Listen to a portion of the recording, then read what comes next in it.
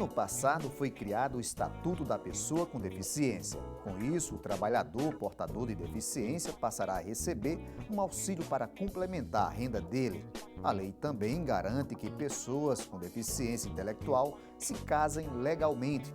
O projeto permite que o FGTS da pessoa com deficiência possa ser usado na compra de órtese e próteses e que elas tenham acesso a programas habitacionais públicos, além de empregos em empresas privadas. Por exemplo, as que tiverem entre 100 e 200 funcionários deverão ter 2% dos trabalhadores formados por pessoas com deficiência, 3% no caso de empresas entre 201 e 500 funcionários, 4% nas companhias com 501 a 1.000 empregados e 5% nas empresas com mais de 1.000 funcionários. E a gente entende que é uma conquista histórica porque reúne um documento único toda uma série de conquistas que o segmento já tinha tido, acrescido de outras conquistas.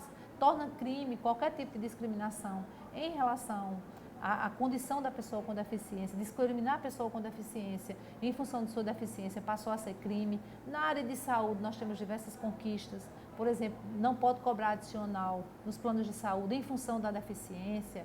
A questão da violência praticada com pessoas com deficiência passou a ser instrumento de notificação compulsória dentro dos serviços de saúde. As escolas públicas, as escolas privadas também não podem cobrar adicional em função da matrícula de uma criança ou de um adolescente com deficiência. Então, na verdade, o Estatuto ele traz para a sociedade a responsabilidade de promover a inclusão da pessoa com deficiência de forma plena. Não apenas o poder público, mas toda a sociedade. O Estatuto da Pessoa com Deficiência, também conhecido como Lei Brasileira de Inclusão, é uma importante ferramenta, é um importante mecanismo para que essas pessoas com deficiência de todo o Brasil possam ter os seus direitos respeitados. Em linhas gerais, como é que funciona basicamente o Estatuto? O Estatuto funciona da seguinte maneira: ele é uma compilação de diversas leis federais, ou seja, uma junção de diversas leis que já existiam em diversos momentos da nossa história, desde a Constituição da República, desde a nossa Constituição Federal, até um pouco antes e até os dias de hoje. E o que é que mais ele se acrescenta? Ele, em diversos casos, dessas mesmas leis, ele faz releituras.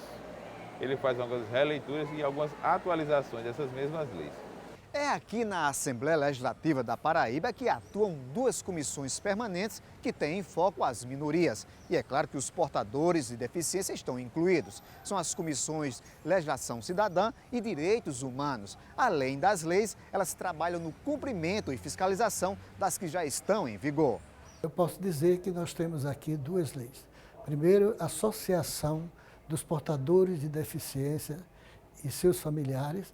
Nós aprovamos aqui uma lei para tornar de utilidade pública a associação.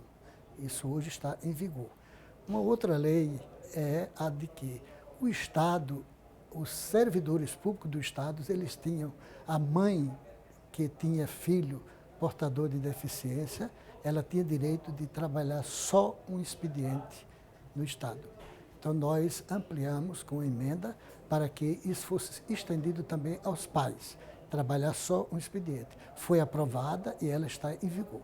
Olha, eu já estive conversando com o deputado Bosco Barreto para nós fazermos um levantamento de todas, não só de deficiente, mas de todas as leis, ele está interessado por essa questão, de todas as leis aprovadas nesta casa que não tem sido implementada. Então, esse é um trabalho que a Comissão de Direitos Humanos vai empreender este ano. E a Casa possui uma coletânea de leis estaduais voltadas para os portadores de necessidades especiais. A Assembleia ela tem uma coletânea de leis, que na verdade são leis esparsas, que foram reunidas por assuntos. Então, nós temos assunto com relação a deficiente, nós temos assunto relacionado à relação de consumo, questão do consumidor, questão da educação, questão da violência.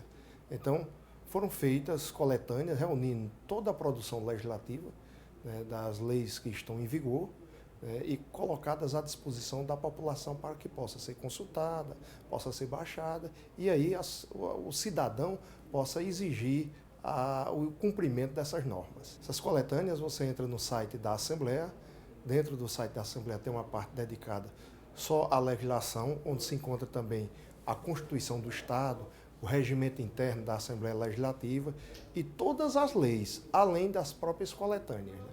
Faz o download, você baixa essa norma, imprime essa norma, fica de posse dessa norma e exige o cumprimento dessa norma. Né? Claro. O importante é a exigência do cumprimento daquilo que foi aprovado pela Casa de Deputados Pessoa. Uma delas já em vigor garante que eles tenham acesso a ônibus, teatros, cinema e estádios de esportes pagando meia entrada e o benefício alcança até o acompanhante.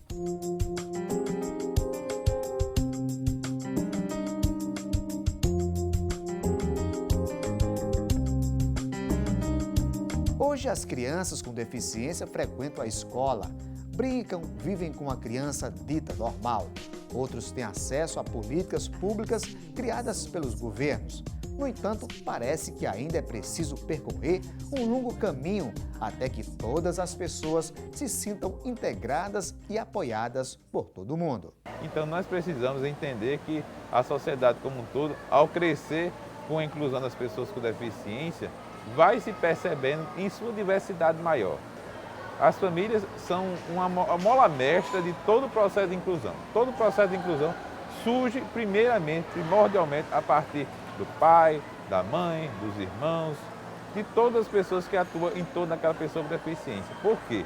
Porque ao passo que você tem uma família que inclui, uma família que dá oportunidades, que não gera, ou muitas vezes, uma superproteção, que não dá condições para que essa inclusão venha acontecer, ou, pelo outro lado, gera uma inclusão taxativa. Todas as duas situações são altamente negativas, são.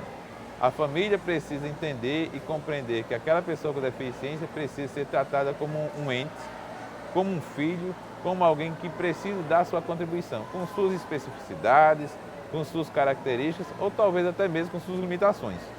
Mas ele precisa ser compreendido como alguém que está ali para somar, quer seja um deficiente intelectual, um deficiente auditivo, um deficiente físico, e nunca ser visto como um coitadinho, de forma alguma. Nós precisamos ser reconhecidos e desejamos, mais do que isso, sermos reconhecidos como alguém que tenha a dar uma contribuição efetiva para a nossa sociedade.